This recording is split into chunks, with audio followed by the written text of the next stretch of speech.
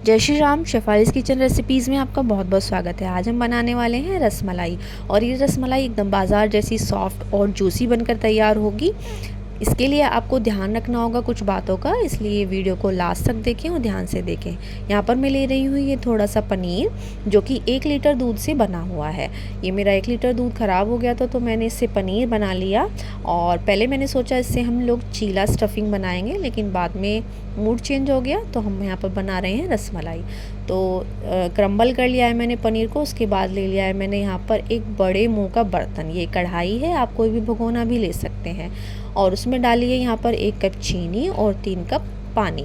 तो रसमलाई के लिए इस तरह से बड़े मुंह का ही बर्तन लेना है, वो कोई भी बर्तन हो।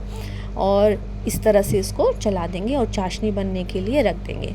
फिर हम लोग ले लेंगे अपना पनीर और इसको अच्छे से हम लोगों को मसलना है। तो इसको इतना मसलना है ताकि ये एक सॉफ्ट डो जैसा बन जाए। तो इसको अच्छे से मसलते हुए हाथों की मदद से, अपनी हथेली की मदद से इस तरह से इसको मसलेंगे हम लोग, जिससे कि ये बहुत ही सॉफ्ट बन जाएगा। ये सॉफ्ट डो जैसा बन जाता है तो ये ना कंबाइन भी हो जाता है, इस तरह से ये आपस में मिल जाता है। तो जब ये ऐसा हो जाएगा, उस स्टेज पर हम लोग इसमें ऐड करेंगे कॉर्नफ्लावर। आप कॉर्नफ्लावर की जगह मैदे का भी इस्तेमाल कर सकते हैं। मैं यहाँ पर 1 चम्मच कॉर्नफ्लावर का इस्तेमाल कर रही हूँ। कॉर्नफ्लावर या फिर मैदा इसको बाइंड करने का काम करता है, ताकि जब ये बनती है और चाशनी में डाली जाती है ये फटे ना। तो इस तरह से कॉर्नफ्लावर को भी बहुत ही अच्छे से मिक्स कर लेंगे हर जगह से। तो इसका एक सॉफ्ट डो बन गया है। उस स्टेज पर हम लोग छोटे छोटे ना गोले तोड़ लेंगे इसमें से, और किसी भी शेप में जैसा आपको पसंद हो आप उस शेप में अपनी रसभरी बनाकर तैयार कर सकते हैं। तो पहले मैं रफली इस तरह से छोटे छोटे इसमें से पीसेस को अलग कर लूँगी इक्वली, और उसके बाद इसको एक फिनिशिंग के साथ अच्छी सी रसभरी बनाकर तैयार करेंगे।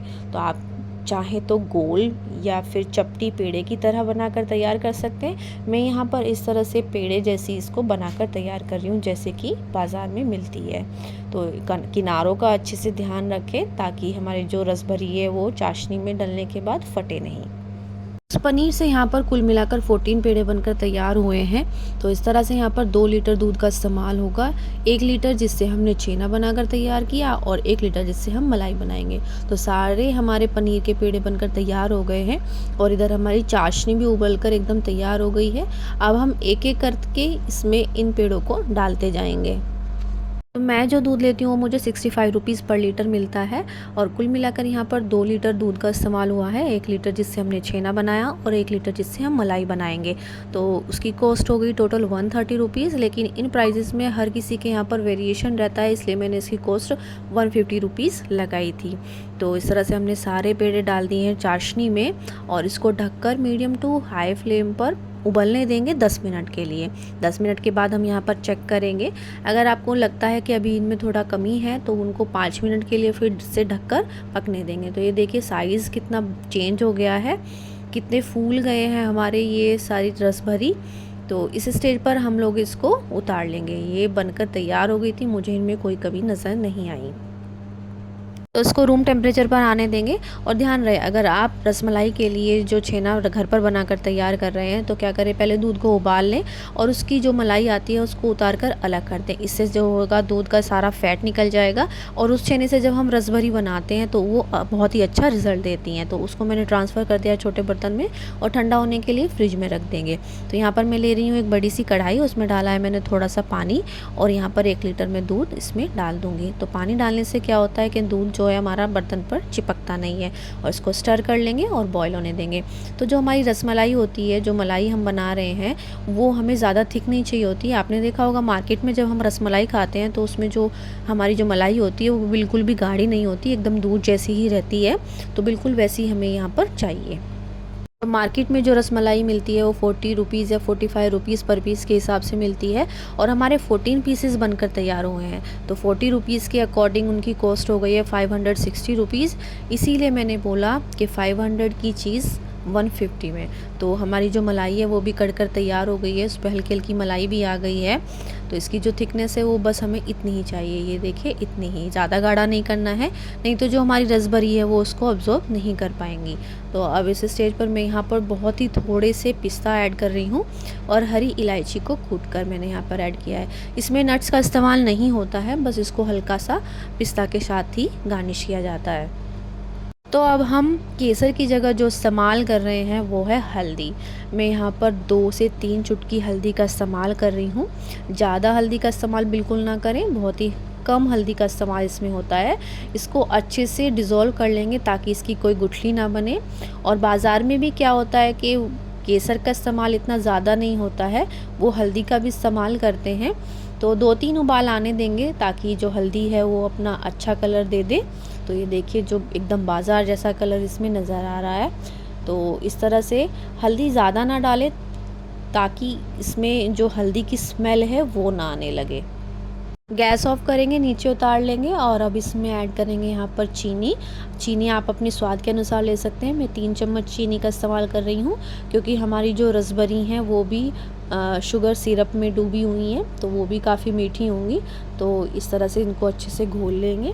अब इसके बाद क्या करेंगे, हम लेंगे एक बड़ा सा बोल और लेंगे अपनी रसभरी। तो रसभरी को क्या करना है, लेना है और हल्का हल्का उसको ना इस तरह से निचोड़ लेना है। हल्के हाथों से बहुत उसको दबाते हुए उसके रस को निकाल लेना है और प्लेस करते जाना है बोल में। इससे मैं आपको एक बार दिखा देती हूँ, ये देखिए। तो इसका जो रस होता है उसको हल्का सा निकालना इसलिए ज़रूरी हो जाता है ताकि ये बाद में हमारी जो मलाई हमने बनाई है उसको भी अब्जॉर्ब कर सके। तो आप देख सकते हैं एकदम बाज़ार जैसी दिख रही है। और इसी तरह से सारी रसभरी को हम अपने बोल में प्लेस करते जाएंगे, हल्के हाथों से इसका रस निकालते जाएंगे।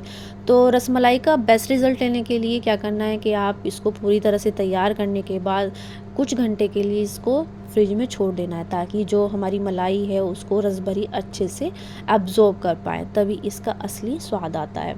तो इस तरह से मैंने सारी रसभरी को निचोड़ करके हल्का हल्का और प्लेस कर लिया है अपने बोल में। ये जो शुगर सिरप बचेगा तो इसका क्या करना है, इस सिरप को आप फेंके नहीं, इसका इस्तेमाल आप हलवे में कर सकते हैं। तो अब बारी आती है अपनी मलाई पोर करने की। तो इस तरह से हम अपनी मलाई को रसभरी के ऊपर पोर करते जाएंगे। तो मैं सारी मलाई को पोर नहीं करूँगी, कुछ मलाई को अलग से बर्तन में रख कर ठंडा होने के लिए रख देंगे। तो इससे क्या होगा, मैं आपको शो नहीं कर पाऊँगी कि हमने इसमें मलाई डाली है और हमारी जो रसभरी है वो नज़र आ रही हैं, ये कितनी मलाई एब्जॉर्ब करेंगी अगर मैं सारी डाल दूँगी तो इस तरह से मैंने इतनी मलाई इसमें पोर कर दी है, बाकी को मैं अलग से रखूँगी। तो इसको ठंडा करने के लिए रख देंगे फ्रिज में। फिर मलाई को मैं अलग से ठंडा होने के लिए रख दूंगी। और ये मैंने मॉर्निंग में बनाकर तैयार किया था और अब रात को हम इसको एंजॉय करने वाले हैं डिनर के बाद में। तो इसको फ्रिज से निकाल लेते हैं और आप देख सकते हैं कि ये इसने कितना एब्जॉर्ब कर लिया है हमारी मलाई को रसभरी ने। और निकालने के बाद मुझे रियलाइज़ हुआ कि इसमें से कुछ तो गायब है। तो पूछने के बाद पता चला कि ओजस ने इसको पहले ही ट्राई कर लिया था। बोला मम्मा मैंने तो पहले ही खा लिया था और सही में ये बहुत ही टेस्टी बनकर तैयार हुआ है। तो चलिए हम भी ट्राई कर लेते हैं। इसको सर्व कर लेंगे एक बोल में और इसको गार्निश करूँगी मैं यहाँ पर थोड़ा सा पिस्ता के साथ में। और उसके बाद इसको कट करके खाकर देखेंगे कि ये कैसा बनकर तैयार हुआ है। और मैं साथ में आपको भी दिखाऊंगी। ये देखिए कितना इजीली ये कट गया है, इसका मतलब ये बहुत ही सॉफ्ट बनकर तैयार हुआ है। और इसको एक बार मैं चेक करा देती हूँ अपने हाथ से भी। तो ये देख सकते हैं कि कितना इसने जो मलाई है उसको एब्जॉर्ब किया हुआ है रसभरी ने। तो ये सही में खाने में भी बहुत ही स्वादिष्ट था, एकदम बाज़ार जैसा। तो आप भी इसको ट्राई करें, ये बहुत ही इजी है इसको बनाना और टाइम भी ज़्यादा नहीं लगता है। आपको अगर ये वीडियो पसंद आई हो तो मेरे चैनल को सब्सक्राइब करना, वीडियो को लाइक करना, फैमिली फ्रेंड्स के साथ शेयर करना ना भूलें। धन्यवाद।